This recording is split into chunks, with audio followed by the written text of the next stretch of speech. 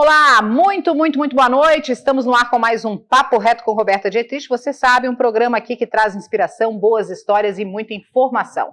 Nós estamos no mês de março, um mês dedicado às mulheres. E a gente tem priorizado entrevistas com pessoas que nos inspiram, com mulheres que ocupam espaços, que conquistam cada vez mais a força e a necessidade que o gênero feminino tem de fincar o seu papel na sociedade. Hoje a gente está trazendo uma mulher que tem uma história bem inspiradora, seja no direito, seja na política. Eu estou falando de Ana Carolina, ela que hoje é vereadora pelo município de Itajaí, mas já trabalhou como deputada, foi candidata a prefeita, tem uma trajetória junto na política de partidos e de militância que vale a pena trazer para a nossa audiência e para inspirar a gente. Primeiro, Ana, muito obrigada por aceitar o nosso convite, bem-vinda, boa noite. Olha, eu que tenho que agradecer, dando uma boa noite a todos também, e dizer que se é um quadro para falar das mulheres, me sinto muito honrada, né? Porque eu também identifico não só líderes, mas muitas mulheres aí que são inspiração, que inclusive são inspiração para o meu dia a dia. Tu és uma, também na tua profissão, saiba disso. Nada como entrevistar uma amiga, né? A gente sempre sai ganhando.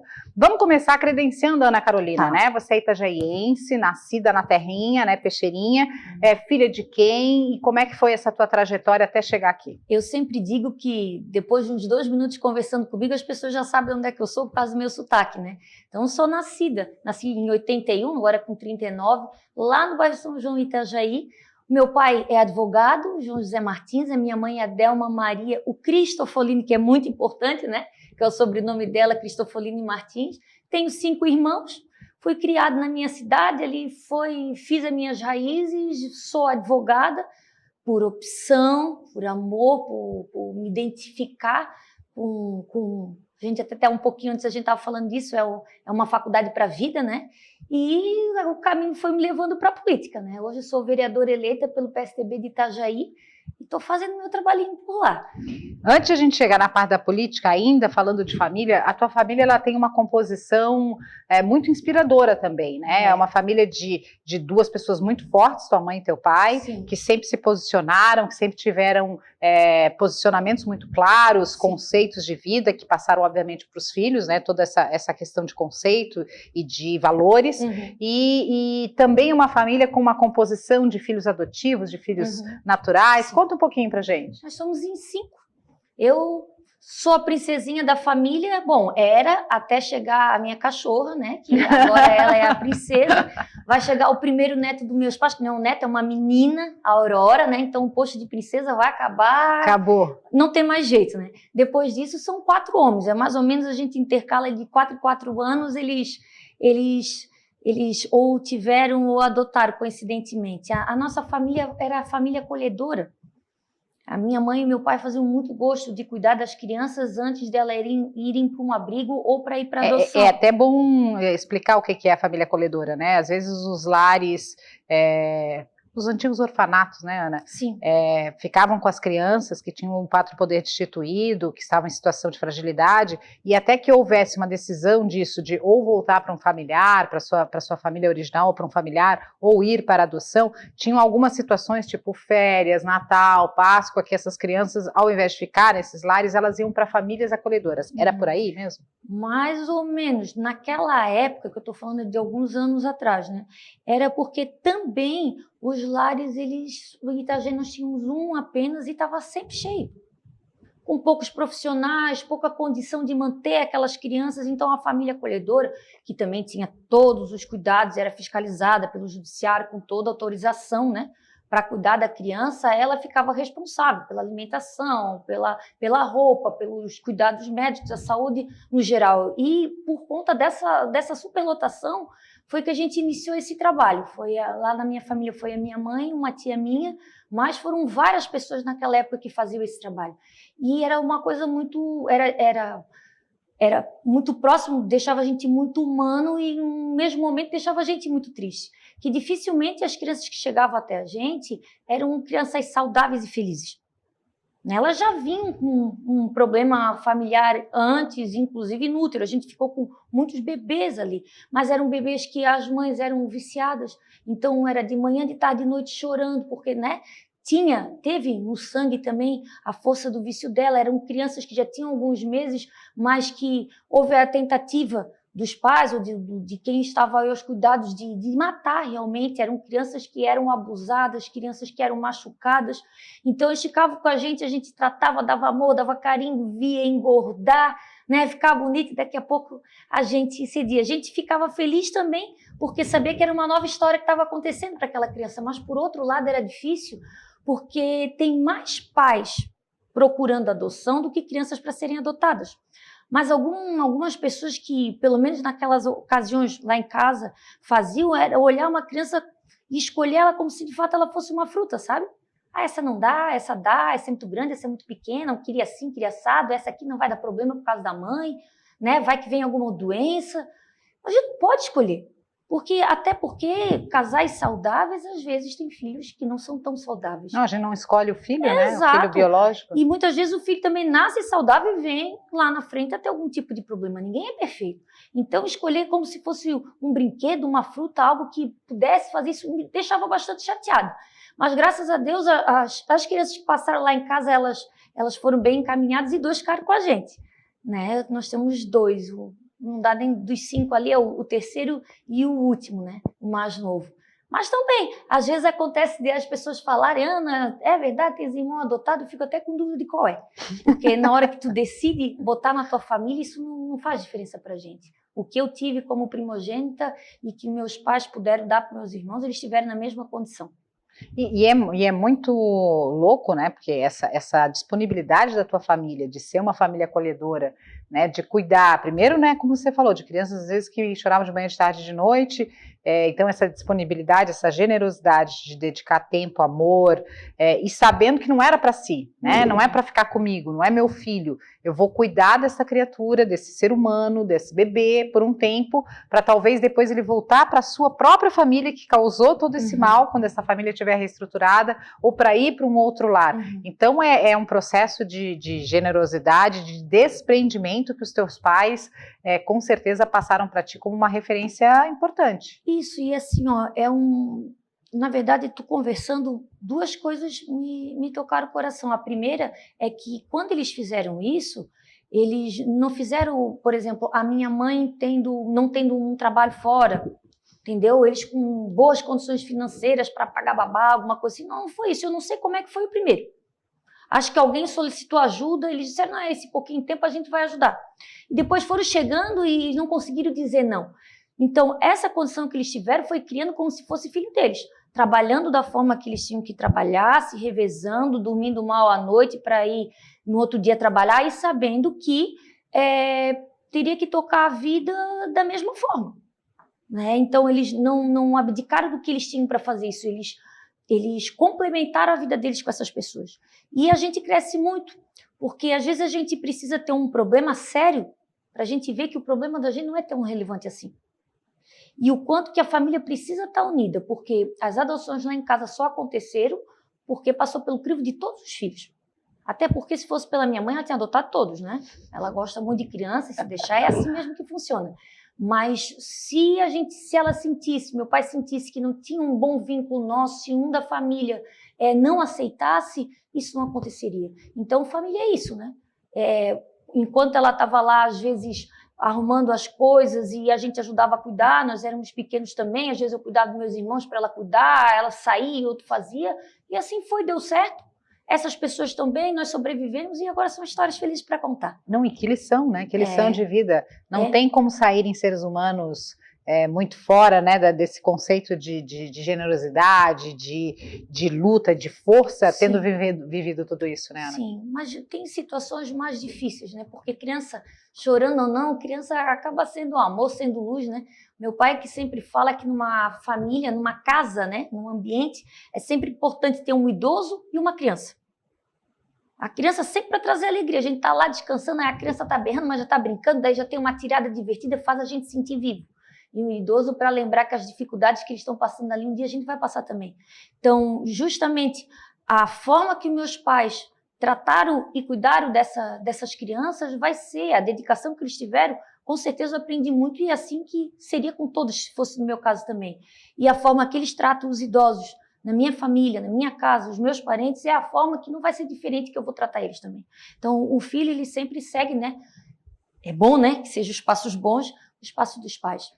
Pois é, e esse pai em especial, o João, que é uma figura bastante polêmica em Itajaí, de não tem posições filtro, fortes, não tem filtro. E é o que é justamente por não ter, né? Ele é extremamente original. Ele, como advogado, obviamente, acabou também te trazendo esse exemplo, te influenciando, tanto que você se formou em Direito e trabalha no escritório com ele, né? Sim. É sócia, filha. Como é que foi essa escolha e se essa ligação com o Direito, principalmente na área trabalhista, né, que foi a especialidade que você acabou fazendo junto com o teu pai, se isso tem a ver com essa vocação de defesa do ser humano, assim? Eu sei que eu tenho a vocação para isso, mas se eu não tivesse a vocação, com certeza eu estaria por ali também, porque é aquela história que a vida vai levando, né? Eu, com 11 anos de idade, já estava dentro do escritório. Ele não queria de forma alguma que eu ficasse em casa. Naquela época só tinha a Xuxa, a Mara, a Mariane, não tinha essas opções todas. As mães estão apavoradas aí com os filhos, né, em YouTube, e tem acesso fácil no telefone. Era aquela programação. Então ele me levava com ele para o escritório. No escritório era tirar xerox, leva a folha ali para o pai, leva isso aqui, eu acompanhava os atendimentos e daí fui fazendo o banco, fui sendo secretária, fui para o financeiro, fui fazendo ação, fui indo para a audiência, fui para os prazos e assim fui vivendo, mas me satisfazendo. Tanto que a área trabalhista faz muito tempo que eu não faço, sabe, Roberta? Porque ela se tornou uma área muito comum para mim. E eu sou de Gêmeos, gente, isso é um pouco difícil, né? A gente gosta de situações um pouco diferenciadas, então eu faço também a relação de consumo, fiz muito tempo família, fiz gestão em cidades, porque eu estou há 10 anos mais ou menos envolvida em política, envolvida eu sempre estive, né? Sempre gostei da eleição, da bagunça, de apoiar alguém, mas diretamente para pedir voto foi como vereadora, né? Na primeira eleição, inclusive, não entrei. E depois dali eu me desliguei um pouco do escritório, estou mais na administração, porque as pessoas confundem um pouco isso, né? Principalmente quando o cargo ele é um cargo de vereador que tem mais acesso assim às pessoas. Não, faz isso aqui para mim, pô, votei em ti, na próxima eu vou votar em ti. Não, trabalho, é dinheiro, a gente precisa, né? Então, e às vezes chegava na audiência, a outra parte era uma pessoa também que já tinha colaborado, então vi que tinha um certo conflito. Administro, faço meu horário lá, tem muita coisa para ser feita sem ser o atendimento e a audiência, né? Mas eu tenho, nesse momento, agora, nesse ano de vereador, eu tenho me dedicado mais à vereança. E acaba sendo salutar, né, também, porque as demandas são inúmeras, né? Elas são inúmeras, elas não acabam nunca, mulher de Deus. E eu vou dizer, só que eu saio, tem vezes que eu saio da Câmara sem mentira, meia-noite. Já saí de lá 1h. Como saí 9, 8, mas sai de lá e sai feliz, sai contente, ainda chego em casa, eu estou no carro, estou pensando por que eu não fiz isso, não fiz aquilo. É algo até que eu tenho que dar uma paradinha, tenho que dar uma equilibrada. Segurada. Mas na política é uma forma real de ajudar as pessoas. E aí entra a história que a gente estava falando de paixão, daquilo que nos move e tal, e as pessoas ainda têm muito preconceito quando se fala de política, não.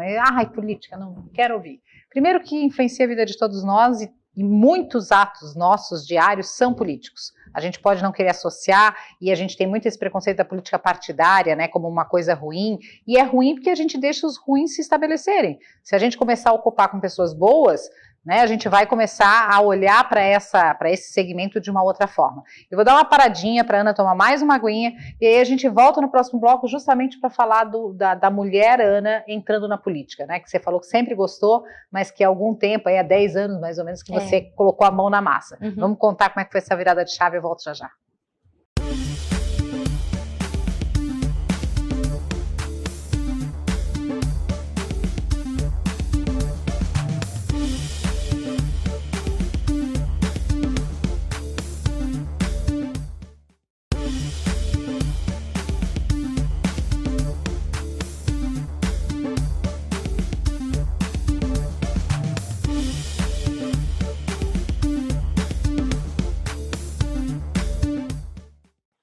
Estamos de volta e esse é o Papo Reto com Roberta Dietrich, hoje falando de mulher na política, né? No mês de março, nós estamos trazendo aqui no nosso estúdio mulheres inspiradoras com histórias que mostram como a mulher não pode e não precisa ter limite para ocupar qualquer que seja o espaço.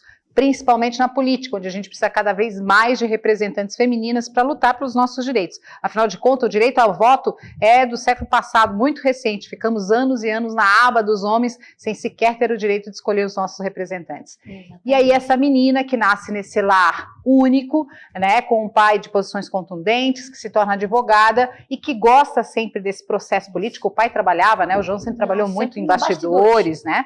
E que você, obviamente, começou a acompanhar, e é uma cachaça, tá, gente? Eu que tive já essa possibilidade como jornalista de trabalhar na política, e é realmente envolvente toda a possibilidade de estudar o comportamento humano, faz assim, acontece aquilo, faz aquilo, acontece desse jeito. A política, ela é sedutora nesse sentido. Sim. De você trabalhar com material humano.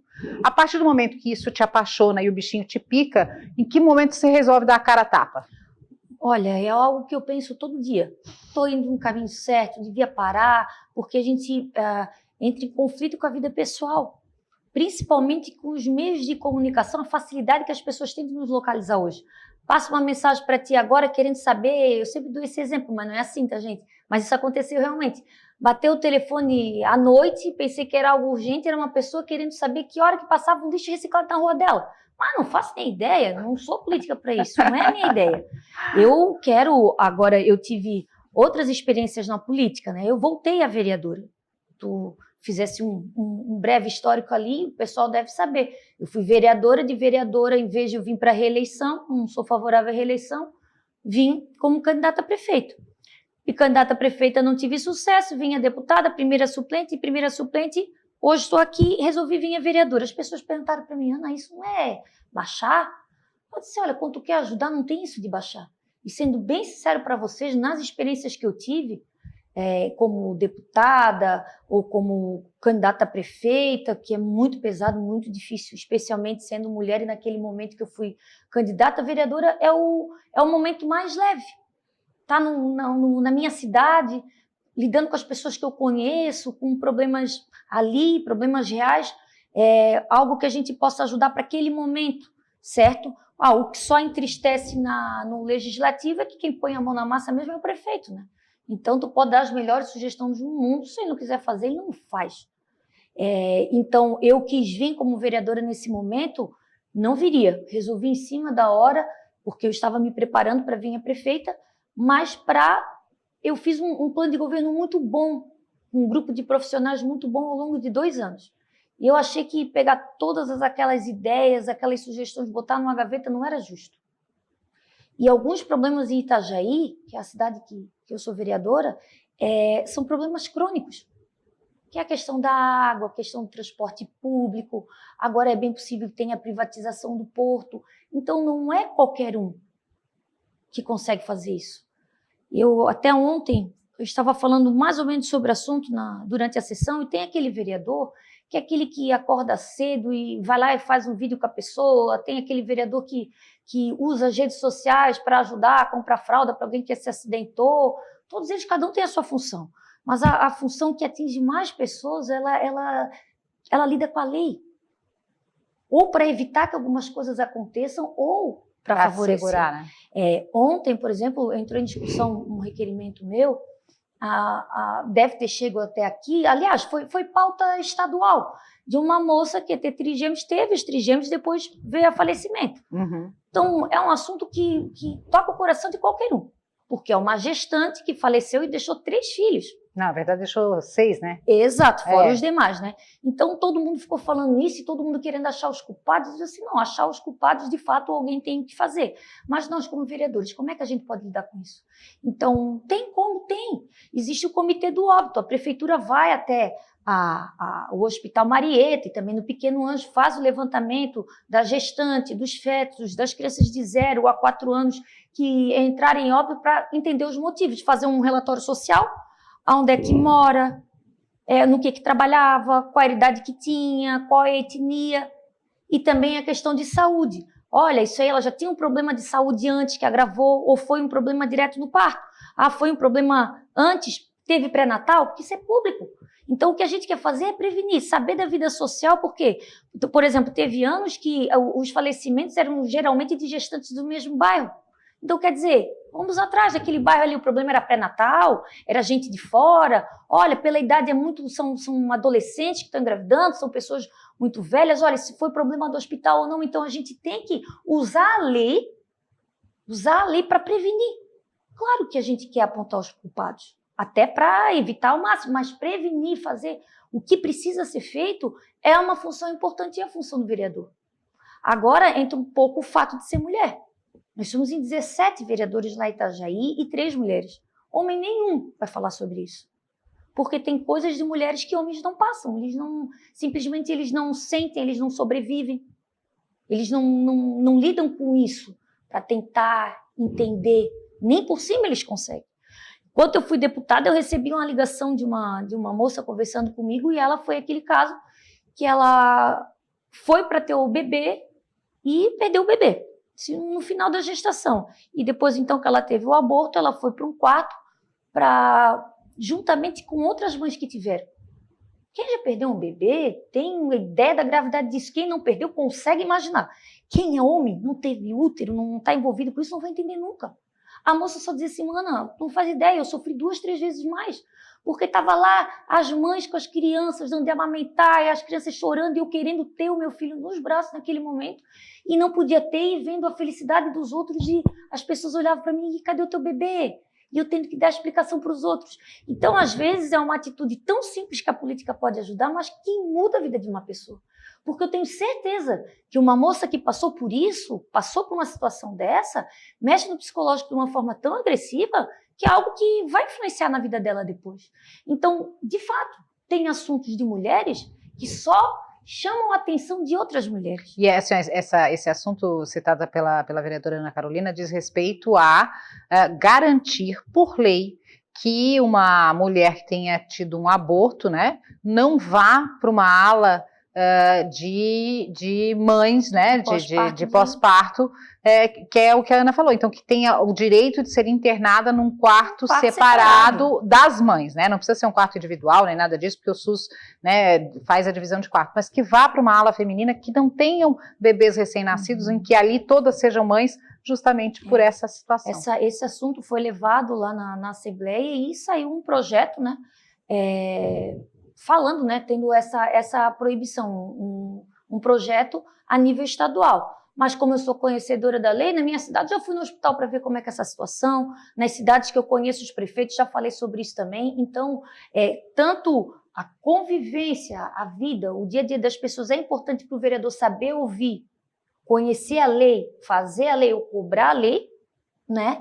E o quanto que é importante ser mulher nesse momento, para conseguir garantir coisas que são de interesses femininos. Para fazer o acolhimento, né? Exato, não é nada mais do que isso. Passa até pelas questões das delegacias, né? A mulher vítima, o feminicídio está cada vez mais assustador, né? Os números estão aí para mostrar isso, que não é um probleminha qualquer, é um problemão social, e a gente já avançou nisso no sentido de ter delegacias das mulheres, mas ainda atendidas por homens. Quantas mulheres vão denunciar os seus maridos, as agressões físicas, e são tripudiadas, né, por policiais? Claro que isso não é um genérico, tem muito policial bom fazendo o seu trabalho com maestria, mas também precisa que a mulher ocupe esse espaço para fazer esse atendimento. Mas a gente teve que interceder. A gente teve que interceder em várias cidades por conta disso, porque chegar no IGP para fazer o exame de corpo de delito, daí a pessoa, que era um homem no caso, dizia assim, tá, mas quando ele te bateu, tu estava com essa roupa? Tá, mas o que tu falou com ele para ele te agredir? Então, é 2 vezes mais humilhante. Então, homem não vê nada de mal nisso que eu falei, mas a mulher que está sentida, que já foi ultrapassar uma barreira, chegar até lá, falar sobre isso, naquela situação humilhante, né? Depois ter que fazer o exame do corpo de delito, saber que vai ter que lidar com isso na rua, para a sociedade, muitas vezes com a família, porque são parentes, às vezes o agressor às vezes é um bom pai, é um bom filho, mas é um péssimo marido. Às vezes, e muitas vezes, diga-se de passagem, o agressor via isso acontecendo na casa dele e acha normal. Então, quando eu fui deputada, eu fiz um projeto. Até hoje eu não sei se passou ou não, porque eu só fiquei deputada há 60 dias.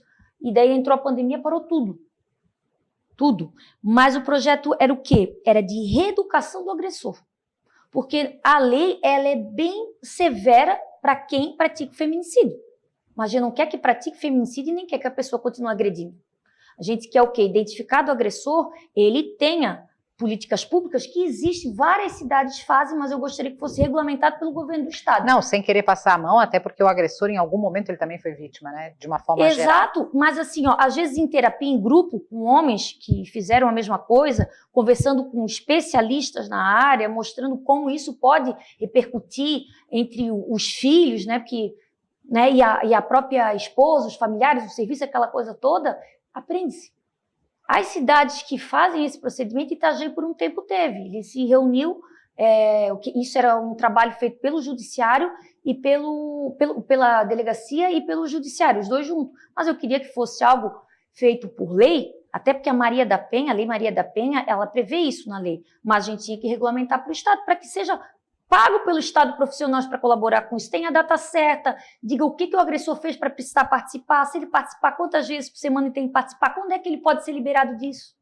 Porque quando eu fiz esse projeto, eu vim de Florianópolis, fui abastecer em Itajaí e o rapaz que estava abastecendo, ele disse assim para mim, sim, agora tu acha certo eu ser trabalhador, sustento a minha família, os meus filhos, né, só porque a mulher mal criada ganha um tapinha e eu tenho que andar com tornozeleira? Eu disse, não vais andar com tornozeleira, mas vem cá, vamos conversar. Eles acham normal. E não é normal. Então, o que é a política? É trazer problemas reais e tentar resolvê-los. É ser voz das outras pessoas, ser uma pessoa, mas voz de muitas pessoas. Mas, Ana, tu não acha, e aí eu vou trazer, vou pisar num calo aqui, tu não acha que é muito difícil uma pessoa representar uma parcela da comunidade, defendê-la, formular projetos de lei, trazer demandas, ter a sensibilidade, o conhecimento para identificar que ali tem uma ausência do Estado, né, que aqui precisa de uma lei especial, com a má qualidade do nosso legislativo? E eu te falo aqui independente de gênero, né? A questão da falta da presença feminina já é assustadora. Em Balneário temos uma vereadora mulher, né? Em Itajaí 3, mas ainda é um número muito pequeno. Há várias câmaras de vereadores no Brasil sem qualquer presença feminina. E ainda, independente dessa questão de gênero, né? Que a gente já trouxe aqui a questão da falta da mulher, a qualidade dos vereadores de uma forma geral é uma coisa lamentável, né? É gente que não sabe nem se expressar, nem como é que eu vou representar alguém se eu não sei dar voz a esse alguém, se eu não sei expressar, e eu não estou querendo vamos então reduzir se eu tenho que fazer, para fazer um concurso público, eu tenho que ter pelo menos ensino médio, né? Se eu tenho que ter determinada situação, por que para ser vereador pode ser qualquer um? É porque o que está acontecendo no Brasil é uma falha grave na educação. As pessoas elas não sabem de fato o quanto que o vereador ele pode mudar a vida das pessoas. Eles não conseguem entender, eles acham que é um problema alheio. Esses problemas que foram acontecendo desde a Lava Jato, a nível nacional, acordou várias pessoas, incentivou, inspirou várias pessoas a irem para a política e tentar fazer essa mudança. Mas, assim, a nível municipal é muito triste. Às vezes é porque os vereadores reclamaram do buraco, o vereador deu um jeito no buraco. Às vezes o vereador botou, eu já escutei de pessoas que votaram numa pessoa porque a pessoa botou eles no carro e levou até a prefeitura para pegar o carnê do IPTU. Às vezes é o último sacolão do dia. E não é isso. O vereador faz coisas para o futuro. Eu, por exemplo, assim, ó, essa situação da moça que faleceu, esse pedido de histórico, o que a gente está fazendo agora com as respostas da prefeitura é que a gente vê aonde é que está a falha para a gente cobrar melhorias, certo? Só que são melhorias que vão vir para depois. Todos os nossos projetos de lei, a gente vê o reflexo depois. Eu, antes de vir aqui, estava fazendo um requerimento que tem a ver com cavalo. Pô, acabei de falar de mãe que morreu, né? Estou falando de cavalo. Por quê? Porque me incomoda ver que nos dias de hoje a gente ainda tem pessoas que têm carroça, seja para ganhar dinheiro ou não, né? Mas que maltratam esses animais que são de tração, os carroceiros, que não são todos, mas existem, estou falando dos que existem. E mesmo os que não maltratam, eles estarem andando em via rápida, via expressa, isso é um perigo. A gente tem que ter política para isso. E a gente tem, só que tem já 10 anos atrás, e os vereadores não cobram. Os vereadores não cobram, então a gente tem que conhecer onde é que a gente pode falar. Então, 17 vereadores em Itajaí é pouco. Eu precisaria de muito mais vereadores. O correto seria, assim, cada vereador ter uma bandeira para poder trabalhar.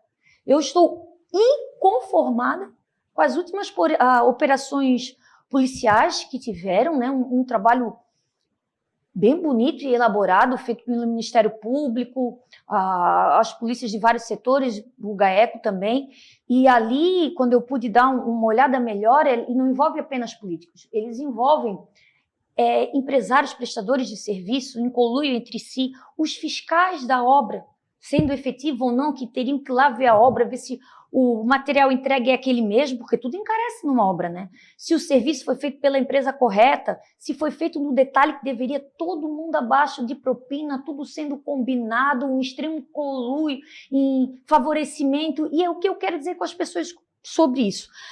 Algumas empresas, para ganharem, elas têm que ter informação de quanto é o valor para jogar mais baixo. Só que elas jogam mais baixo no primeiro momento. Depois vem os aditivos, depois o material que estava ali no projeto, que encarecia tanto, já não é mais aquele, é outro. Então, eles jogam mais baixo lá na frente, mas vai saber 2 vezes mais caro lá atrás. Porque além de fazer mais caro, porque vai ter que fazer da forma que está ali, vai ser para pagar para quem passou a informação também. E todo esse dinheiro que vai para o ralo poderia ser aplicado em outras coisas. Eu estou fazendo a visita nas escolas, porque eu sou uma defensora do retorno à sala de aula. Como também sou uma defensora que, pelo menos as professoras que cuidam do berçário até 4 anos, sejam vacinadas na primeira fase da vacinação, porque dizer que não tem contato é mentira. Como é que não vai ter, né? Mentira. Se tivesse um filho, eu, que não tenho, mas se eu tivesse condição de deixar em casa até um certo momento, eu deixaria, conhecendo a escola municipal, tá, gente?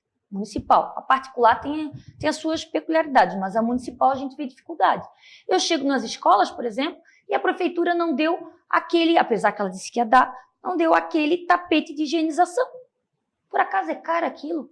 Falando em um município que arrecada 1 bilhão, quase 2 bilhões por ano. Mas não tem eficácia comprovada. Mas se tiver uma vida salva, ainda valeu, né? Porque eu nem acho de toda aquela coisa importante, mas para eles alimentarem para os pais que estão com segurança, eles falaram máscara, falaram o álcool, falaram do tapete, falaram o avental na hora de servir as crianças, as luvas. Foi o que eles falaram. Então, se eles falaram, eles que dê. Mas não, daí precisa a APP receber um dinheiro federal para depois comprar. Mas são coisas tão simples que a própria prefeitura poderia dar e que não dá, dizendo que não tem dinheiro. Mas tem dinheiro para fazer esses rolos, porque esses rolos eles não vêm um investimento para a prefeitura. Esses rolos vêm um investimento para as pessoas que estão envolvidas. Então, a corrupção é algo que a gente tem que trabalhar muito firme. Muito firme. Agora, tem outros assuntos que as pessoas também acho importante, desde o cavalo, as crianças. Então, tem pouco vereador? Tem. Porque tem muito a ser feito. E eu não digo nem que é pouco, tá, Ana? Não sei se é pouco ou é muito, né? Eu não tenho esse estudo, porque aí também passa por ter levantamento, né? Agora, se eu tiver 17... Com qualidade. Exatamente. Se eu tiver 17 que façam tantas proposições, que estejam pelo menos 80% presentes nas reuniões, lá nos encontros da Câmara de Vereadores, se eu tiver projetos de lei interessantes, se eu tiver uma série de... Tá bom, agora eu posso ter 50 vereadores e não ter isso. Então, a qualidade dos nossos vereadores, às vezes eu olho as pessoas que se elegeram, gente que não tem ensino fundamental, Sim. gente que não tem vivência. Mas a culpa não é deles. Eu sei, é uma questão de cultura. É um problema educacional. Voltamos no próximo bloco para falar como é que a mulher na política pode ajudar a resolver isso. Volto já.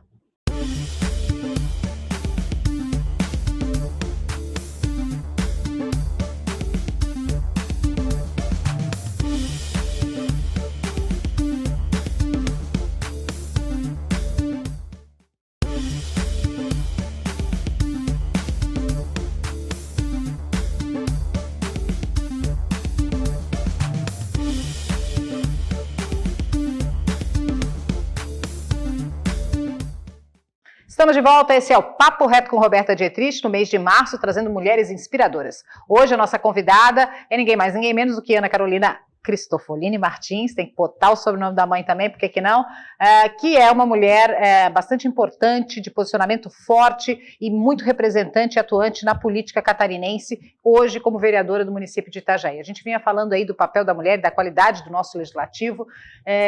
Como política, você tem bandeiras e você tem perspectivas? Como é que você olha para o futuro? Eu, de um tempo para cá, Roberta, eles sempre falam que na política, para quem, vou dizer, vive de política, quem quer ter fazer uma carreira na política, não é uma vergonha nenhuma, desde que tu faça algo direito, né? que a gente tem que sempre pensar muito para o futuro, sempre pensar mais na frente. Eu estou vereadora, eu quero vir a deputada, quero vir a prefeita, como é que vai ser isso? Eu não tenho mais pensado nisso. Eu tenho simplesmente vivido. Para mim foi muito difícil quando eu fui vereadora no primeiro mandato. Esse é o meu segundo mandato, tive um intervalo de 4 anos entre um e outro, porque eu me importava demais com o que as pessoas pensavam. E na política não dá para fazer isso. Eu, como não queria vir à reeleição, eu fui candidata a prefeita e foi muito difícil ser. Eu fui, inclusive, eu não tinha aquela intenção no meu coração, aquela vontade de eu não tinha. Por 1 ano eles tentaram que eu fosse. Eu disse que não, não, não. Quando fazia alguns meses, era junho, eleição em outubro, era 1 mês antes de dar o veredito final se eu iria ou não, porque nós temos prazos, né, para poder concorrer. Daí conseguiram me convencer. E eu fui convencida por uma outra pessoa, que é a Luzia Coppe, ali de Camboriú. Me levaram para tomar um café da manhã com ela na casa dela, que queriam me apresentar ela. Ela já estava na reeleição, ela não ia mais disputar eleição nenhuma. E eu cheguei na casa dela, uma casa assim de 2 pisos, no fundo assim tinha uma área de lazer, e ali já tinha gente ali depenando frango e panela, aquele cheiro de comida de almoço, um café da manhã.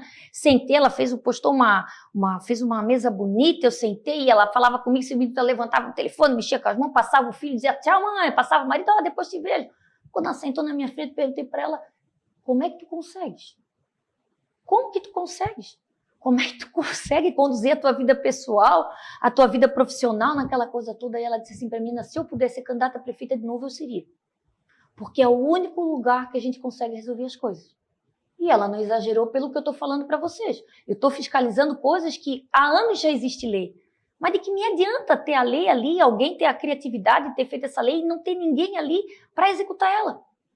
Eu estou falando de maus tratos, falei de maus tratos de animais aqui, mas já tem uma lei há 11 anos que fala sobre isso, que se ela tivesse sido observada ao longo desse tempo, não ia mais acontecer. Eu tenho falado e repetido por coisas que já podiam ter sido evitadas, mas que as pessoas não querem simplesmente fazer. Então, ela me convenceu que era mais interessante, muito mais interessante do que dar o material para uma criança ir para a escola, seria fazer uma escola decente para essa criança estudar.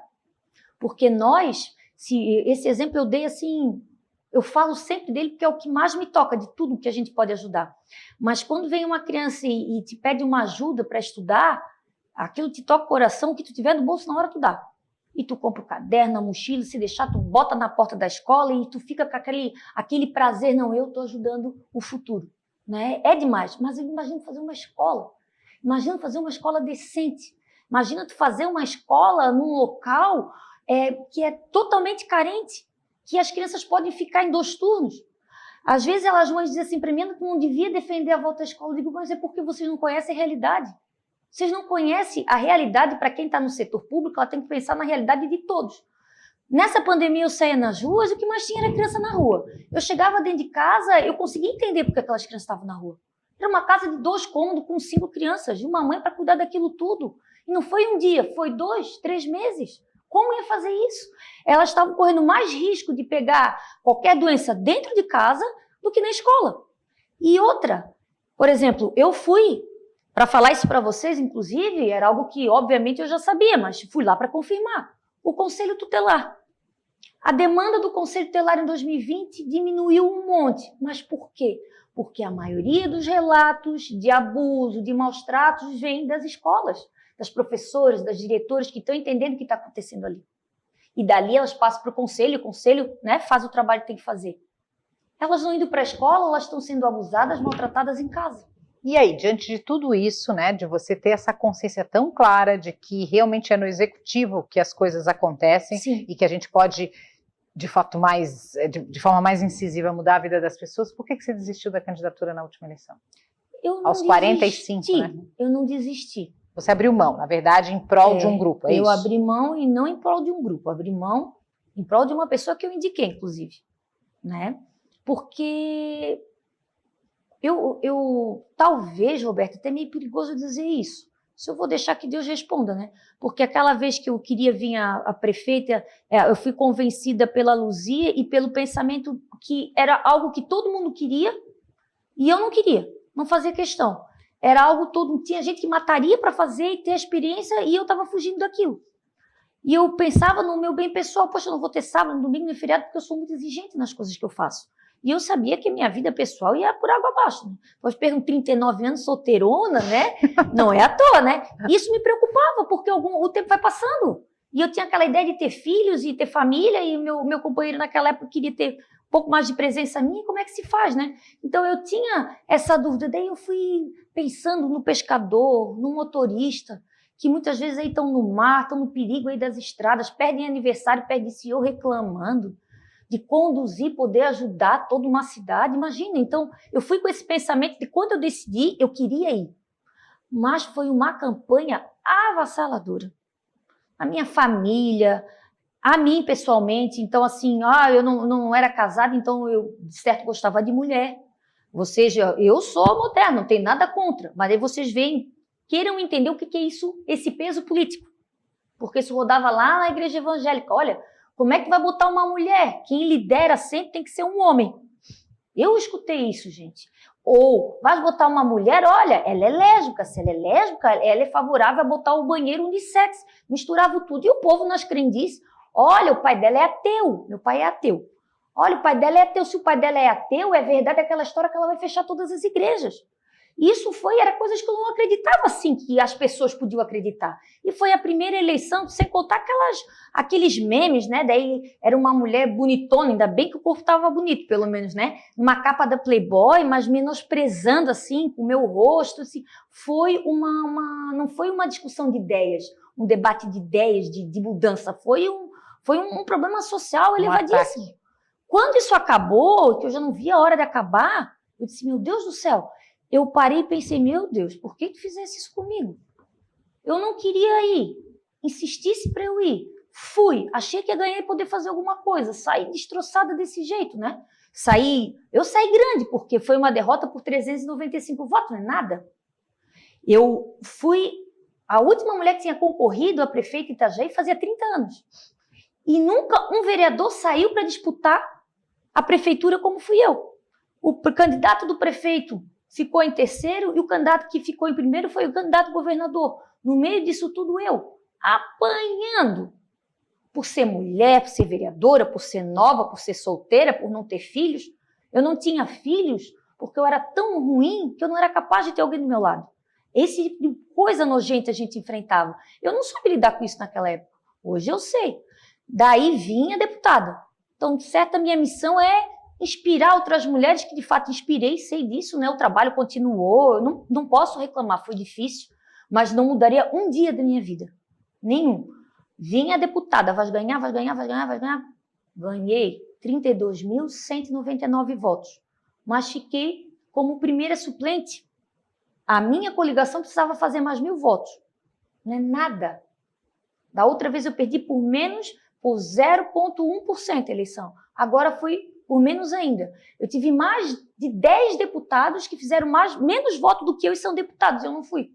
Porque é a forma do cálculo que é feita a política. Muito me honrou. Não me senti uma derrotada, porque fui muito bem votada, mas não estava ali podendo representar. Então, eu dizia assim, meu Deus do céu, o que tu queres comigo? Vão continuar tentando. Fiquei 2 anos fazendo plano de governo, me reunindo com pessoas, vindo e voltando, rodei o estado, rodei o país. O meu partido me colocou como coordenadora para incentivar as mulheres a vir na política, né? O meu partido é muito organizado nisso. Então, eu era representante nacional, era coordenadora da região sul. Então, eu fazia Rio Grande do Sul, Santa Catarina e o Paraná. E fazia isso de bom grado, tá, gente?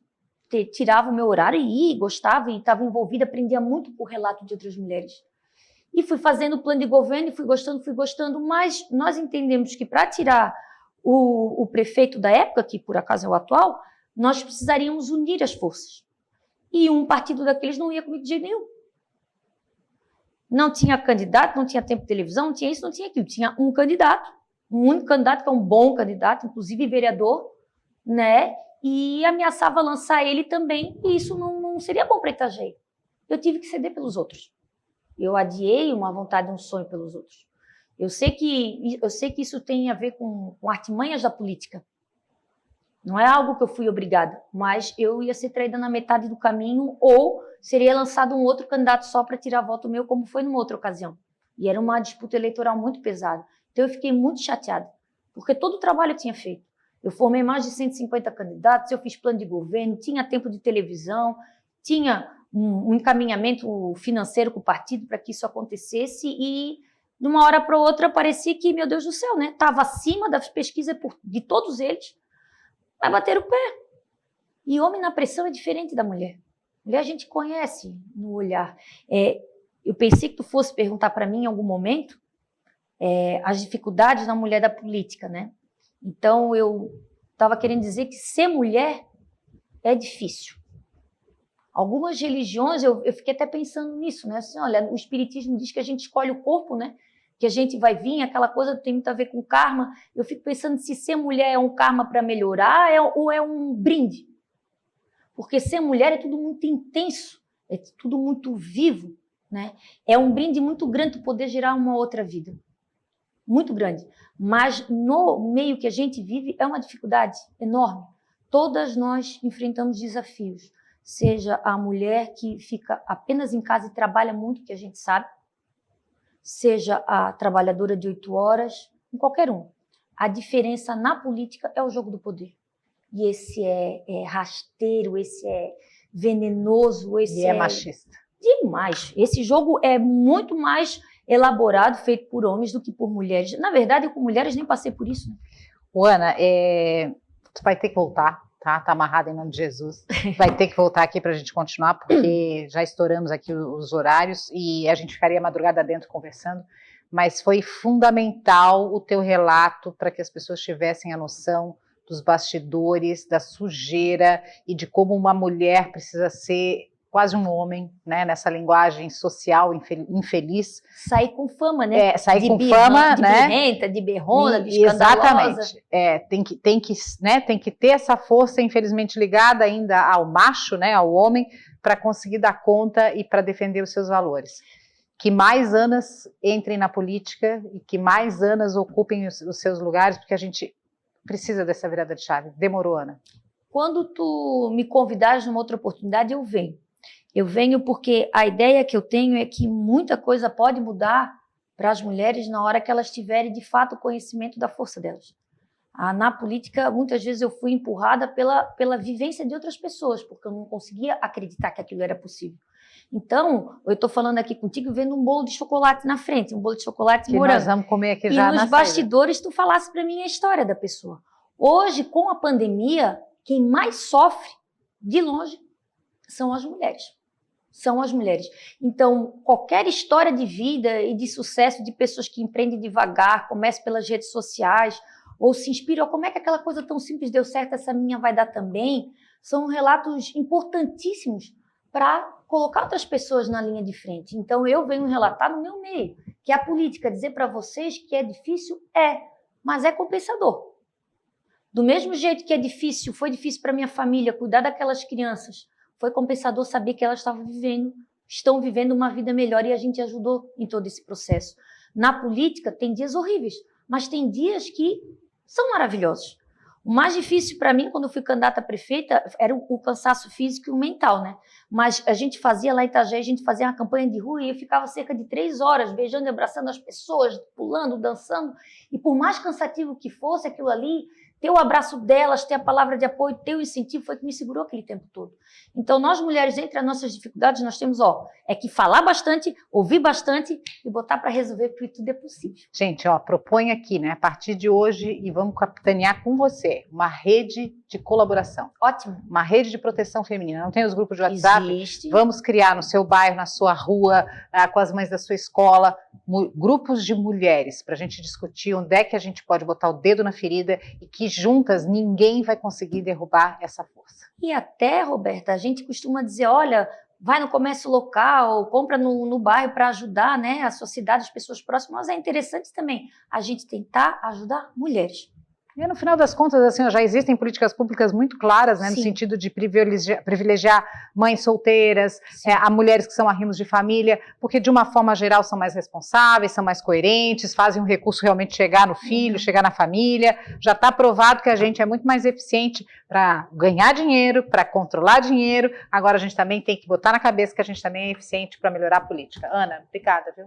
Por isso que é mais uma bênção do que um karma ser mulher. Amém. Eu quero vir em outras vidas sempre mulher. Imagina. Gente, eu conversei aqui com Ana Carolina Cristofolini Martins, vereadora para a cidade de Itajaí, uma mulher de fibra, uma mulher na política, como tem que ser. Espero que você tenha gostado do papo. Beijo, até a próxima.